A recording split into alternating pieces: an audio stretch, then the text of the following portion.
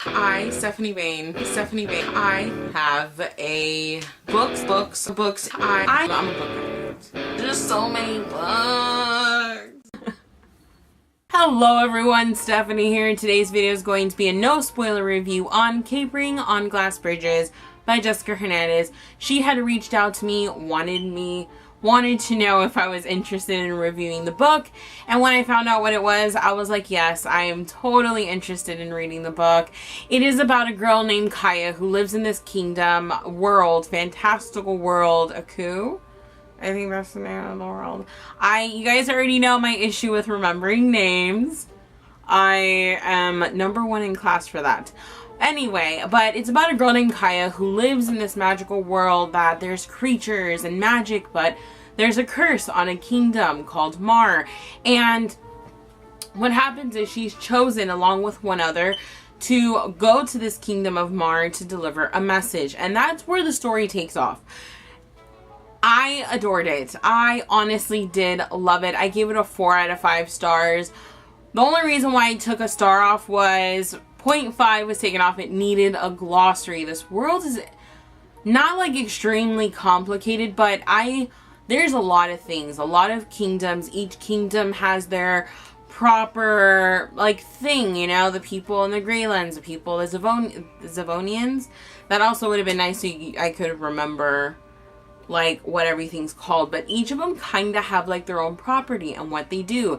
They have people that do utterances. Point is, they speak. They're called speakers, I think. They speak and things happen. Like whatever they speak can come if they like utter it a certain way. And like there's just a lot of things like that. I felt that a glossary would have helped me at least keep everything in check when it came to the creatures, the properties of everything. It just would have been a lot easier. Second, what was my second issue?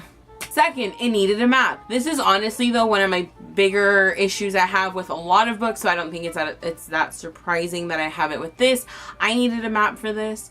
The world, while her descriptions are very vivid and I can like see the imagery, I had trouble placing things, you know, and they travel by boat for a period of time, so I think it would have just been nice to have a map.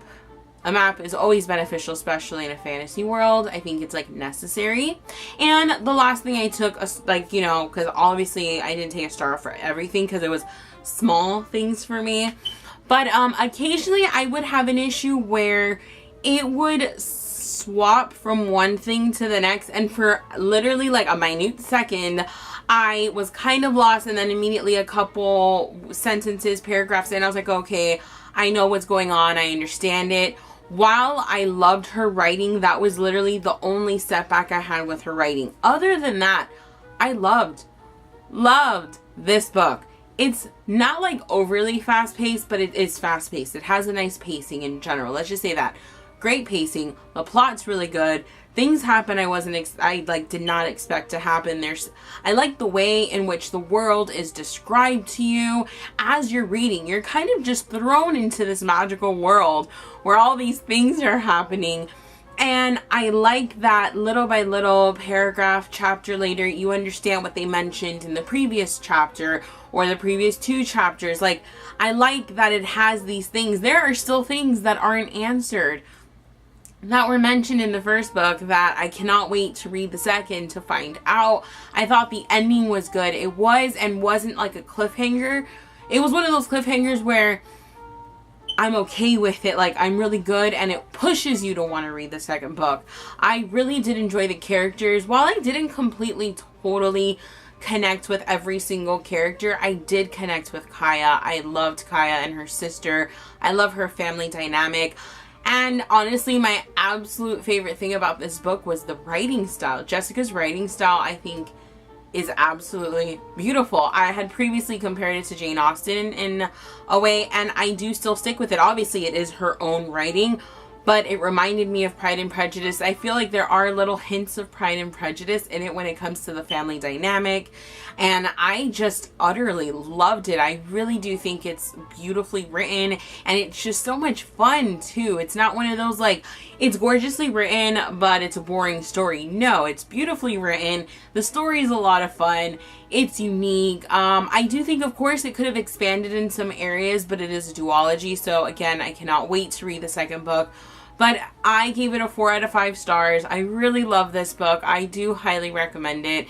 I will have links down below for where you can purchase the book, her Goodreads page, all that good stuff. I know sometimes I say I'm going to link something and I won't, or I forget because I'm horrible, and then I remember like a week later and it's irrelevant, and then I'm just like, what's the point?